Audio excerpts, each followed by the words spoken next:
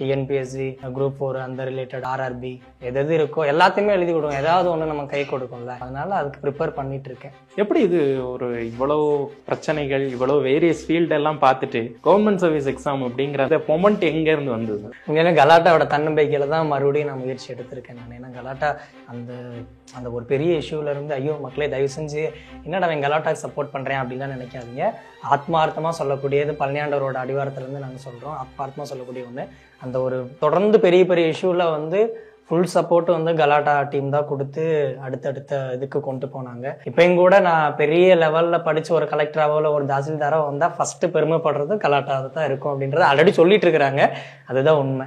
So அதனால அவங்க கொடுத்த தன்னம்பிக்கை பிளஸ் அம்மா கொடுக்குற அந்த ஒரு மோட்டிவேஷன் அப்படின்னு சொல்லிட்டு அதில் அப்படியே ரன் த்ரூ பண்ணி நம்ம ஆர்வமா பேசிட்டு இருக்கோம். சர்ப்ரைஸ் என்ட்ரி கொடுத்த அம்மாவே நம்ம கன்வர்சேஷன்ல சேர்த்துக்கலாம். வாங்கம்மா, எப்படி படிச்சுட்டு இருக்காரு, என்ன மாதிரி இருக்காரு, இப்போ முன்னாடி இருந்ததுக்கு இப்போ கொஞ்சம் பரவாயில்லையா? அவருடைய லைஃப்ல நிறைய ரணங்கள், நிறைய பிரச்சனைகள், நிறைய அவதூறு பேச்சு, இதெல்லாம் தாண்டி இப்போ ஓரளவுக்கு தேறிட்டாரா? நல்லாவே தேறிட்டாரு. ஏன்னா அவர் இதுல இருந்து ரொம்ப மீண்டு வந்திருக்காரு.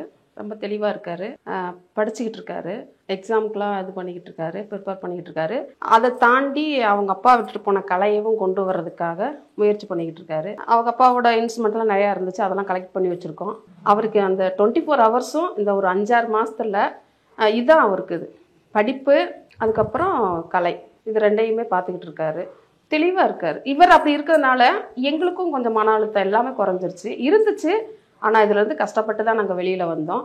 தம்பி கொஞ்சம் கொஞ்சமாக முயற்சி பண்ணு, ஒன்றும் அவசரம் இல்லை, மெதுவாக பண்ணு, பொறுமையாக பண்ணு. இது வரைக்கும் தான் அவசரப்பட்டு எல்லாமே நீ பண்ணிட்ட, அதனால் நிறைய இழப்புகளை பார்த்த. இனிமே எடுக்கிற விஷயங்கள் எல்லாமே நீ தெளிவாக எடுத்த அப்படின்னா அது நீண்ட தூரம் போகும்னு நான் நினைக்கிறேன். கண்டிப்பாக அவனை படிக்க வைப்பேன். நான் கலாட்டாவில் வந்து நான் ஒரு சவால் விட்டுட்டு தான் வந்தேன், அவனை ஐஏஎஸ் ஆக்குவேன் அப்படின்னு. அதுக்காக நான் எவ்வளோ நாள் கடைசி வரைக்கும் நான் போராடுவேன்.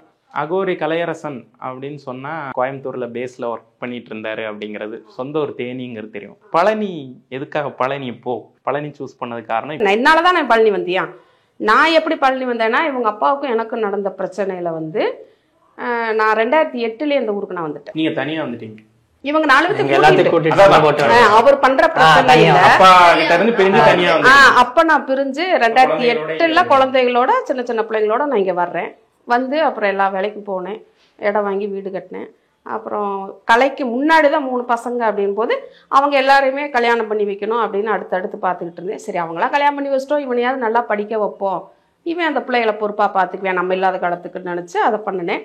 அவங்க அப்பா பண்ணின டார்ச்சரு கொஞ்சம் இதனால தான் நாங்கள் வெளியில் வரும்போது 4 பிள்ளைகளை கூட்டிகிட்டு நான் இங்கே வந்தேன். ஏன் இங்கே வந்தேன்னா, அம்மா இங்கே இருந்தாங்க. அம்மாவோட ஆதரவுலையாவது எப்படியாவது நம்ம அம்மா கூட இருந்துக்கிறலாம், இருந்து நம்ம கரை ஏற்றிடுவோன்னு எனக்கு ஒரு நம்பிக்கை வந்துச்சு.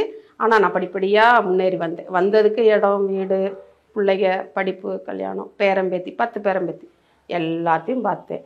நல்லா இருந்துட்டு இருக்கும்போது தான் திடீர்னு கலையோட அந்த பிரச்சனையை தாங்க முடியாமல் தான் அவங்க அப்பா வந்து இந்த மாதிரி மன உளைச்சல் ஆயிட்டாரு. அதுக்கும் காரணம் எப்படி எங்களுக்கு, அதுவும் நாங்கள் புலம்பிட்டே இருப்பார். அப்போ ஒரு பாஸ்டர் பொள்ளாச்சியில் வந்து அவர்கிட்ட தான் லாஸ்ட்டாக ஃபைனலாக அங்கே போய் நான் தங்கிக்கிறேன்னு இது எல்லாமே எடுத்துகிட்டு அங்கே போயிருக்காரு. ஆதார் கார்டு முத கொண்டு போன அன்னைக்கு அந்த பாஸ்டர் வந்து அங்கே இல்லை, சேலத்துக்கு போயிட்டார். அவர் அங்கே போனதுனால இவர் ரிட்டர்ன் மீண்டு வந்து தான் அவர் அந்த பஸ் ஸ்டாண்டில் அவருக்கு எப்படி இருந்துச்சோ தெரில, அங்கேயே உயிர் போயிருக்கு. அதுக்கப்புறம் தகவல் தெரிஞ்சு நாங்கள்லாம் போய் அதை எடுத்து சொந்த ஊரில் தான் அடக்கம் பண்ணுவேன்னு போராடி அடக்கம் பண்ணினேன். அதுலேயும் கொஞ்சம் பிரச்சனைகள்லாம் எனக்கு வந்துச்சு.